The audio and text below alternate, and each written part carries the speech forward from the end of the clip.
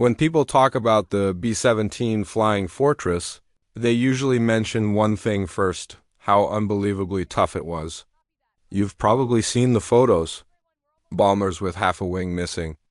Massive holes torn through the fuselage. Tails nearly ripped apart.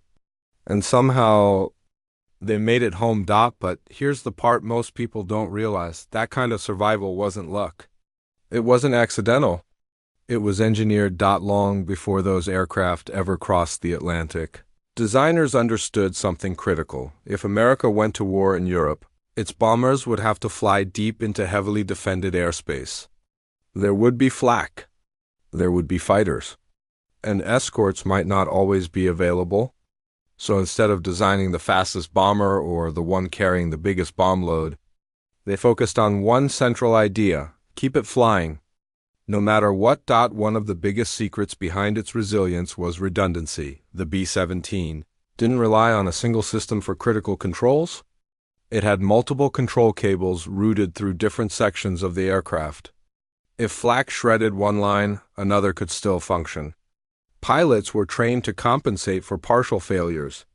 Sometimes crews would land with damaged hydraulics, limited elevator control, or engines barely holding together because backup systems bought them just enough time. Then there were the self-sealing fuel tanks. Early in the war, fuel fires were one of the biggest killers of bomber crews. A single bullet piercing a fuel tank could ignite the entire aircraft. Engineers responded by lining the tanks with layers of treated rubber that would swell upon contact with gasoline, sealing small punctures almost instantly. It wasn't perfect, but it dramatically increased the odds of survival. And the theme, increasing the odds, shows up everywhere in the aircraft's design. Look at the wings. The B-17 had a strong, thick wing structure built around two main spars that ran across the fuselage. This created a rigid framework capable of absorbing structural damage while still maintaining lift. There are documented cases of bombers losing large sections of wing surface, yet staying airborne because the core structure remained intact. That wasn't overbuilding. That was intentional. Now think about the guns. When journalists first saw the aircraft in the 1930s, they called it a flying fortress because of its defensive armament. And while that nickname captured attention, what's less discussed is how carefully those guns were positioned. Nose guns, dorsal turret, ventral positions, waist guns on both sides, tail gun. Later versions added the chin turret to counter head-on fighter attacks. Each gun wasn't just there to fire independently. They were placed to create overlapping fields of fire. In tight formation, multiple bombers layered their defensive arcs together. An attacking fighter didn't face one machine gun. It faced a network of them. That system required discipline. Flying in formation at 25,000 feet wasn't easy. Turbulence, oxygen deprivation, freezing temperatures, and yet pilots held steady positions, sometimes only yards apart. Because spacing mattered. Too loose and gaps appeared in defensive coverage. Too tight and collision risk increased. And inside that aluminum shell, survival depended just as much on human coordination as on engineering. The ball turret gunner is one of the most overlooked examples. Suspended in a small rotating sphere beneath the aircraft, he had almost no room to move. Entry and exit required precise timing. If landing gear failed and he couldn't retract in time, survival chances dropped dramatically. Yet from that vulnerable position, he protected the bomber's underside, a common blind spot in earlier aircraft designs. Waist gunners stood at open windows, exposed to freezing wind blasting through the fuselage. Frostbite was common. Oxygen masks iced over. Yet they had to remain alert, scanning constantly for fighters approaching from the flanks. The tail gunner? He watched the sky directly behind the formation, often the most dangerous position. If enemy fighters lined up for a pursuit attack, he saw them first. Sometimes just seconds before impact. All of this formed a living defense system. And here's another secret: damage control in the air. Crews were trained to respond instantly to fire. Decompression or structural damage. If a fuel line ignited, fire extinguishers were deployed immediately. If a bomb bay door jammed, crew members manually intervened mid-flight. If an engine failed, pilots feathered the propeller to reduce drag and strain. Every man had a job beyond just shooting or navigating. The B-17 wasn't built to avoid damage. It was built to endure it. That philosophy became clear during some of the most intense bombing missions over Nazi Germany. Flak bursts ripped through formations. Fighters attacked head-on. Yet again and again, battered aircraft limped back to England with crew. Members wounded but alive, ground crews would count the holes after landing, sometimes hundreds, in a single plane. And those stories spread. They reinforced the legend. They boosted morale.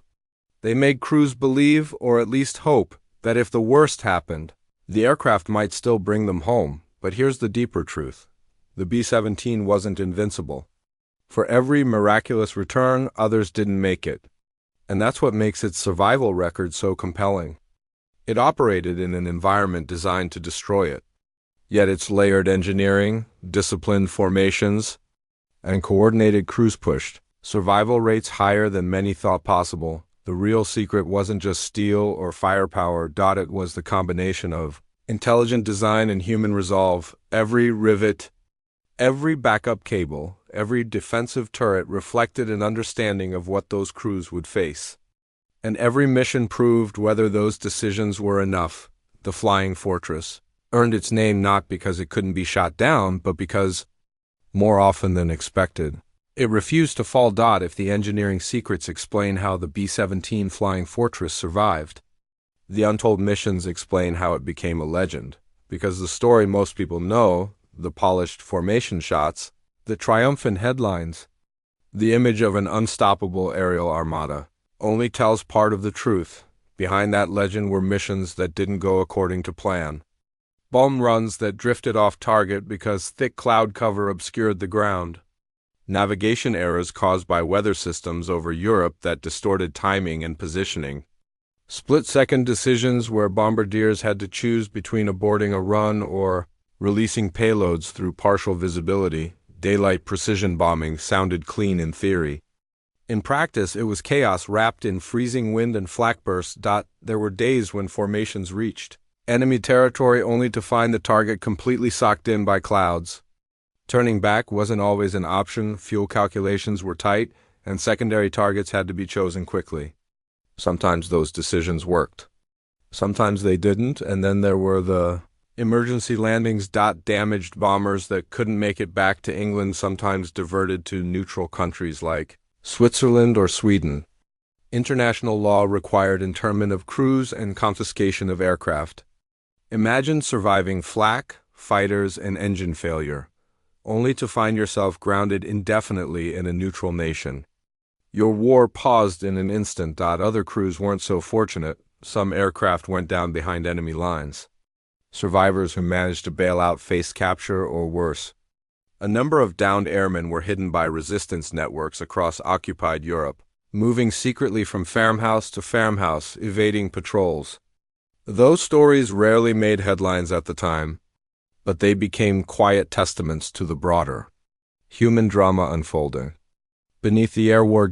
And then there's the myth of invincibility. The nickname Flying Fortress created a psychological shield, both at home and within the ranks. It suggested strength, protection, durability. And yes, the aircraft proved remarkably tough.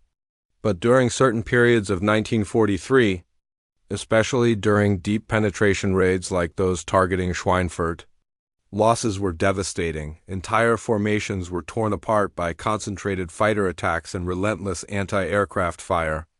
On some missions, more than 15% of the attacking force failed to return. That kind of attrition rate wasn't sustainable.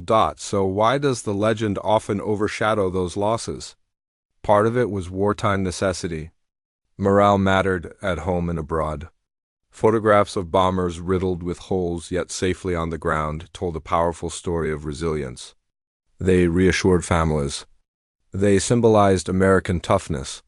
What wasn't always shown were the empty bunks back at the barracks. Another lesser-known reality was how much the B-17 depended on evolving tactics. Early in the war, commanders believed tight formations and interlocking gunfire would be enough to repel enemy fighters. for shorter missions that sometimes worked. But as bombers pushed deeper into heavily defended territory, enemy tactics adapted. German pilots shifted to head-on attacks, exploiting vulnerabilities in the nose before later chin turrets were installed. Rockets were introduced to break up formations. Coordinated assaults targeted specific elements to create gaps in defensive fire. The B-17 was strong, but it wasn't untouchable, and that brings us to one of the biggest turning points in its story. When long-range escort fighters like the P-51 Mustang began accompanying bombers all the way to their targets, something subtle but profound happened. The narrative shifted from survival to dominance. The myth that bombers could fully defend themselves faded quietly.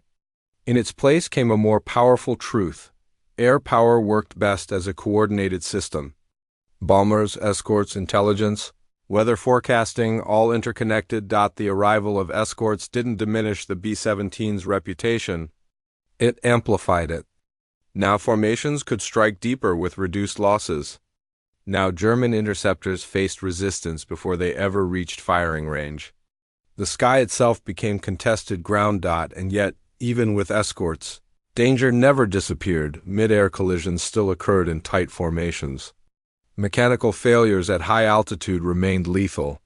Frostbite and oxygen deprivation continued to haunt crews.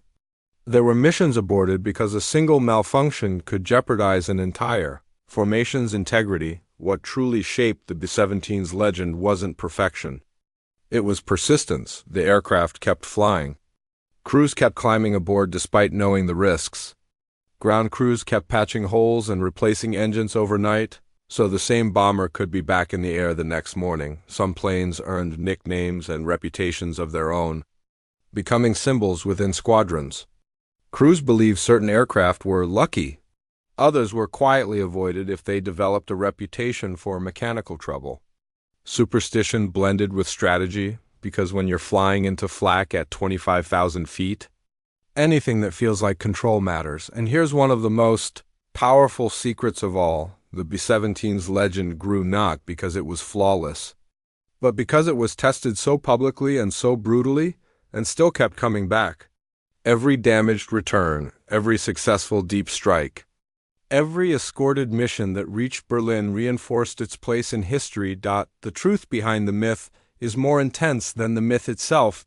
Yes, it was a fortress, but it was a fortress carried into the sky by human hands, human decisions, and human endurance. It operated at the edge of what technology and training could sustain. And its story isn't just about bombs falling on factories. It's about adaptation, sacrifice, and the constant tension between confidence and reality. The secrets weren't hidden in classified files. They were written in frost on cockpit glass, in aluminum scarred by shrapnel, and in the quiet resilience of crews who understood that legend is built not from perfection, but from surviving what should have destroyed you.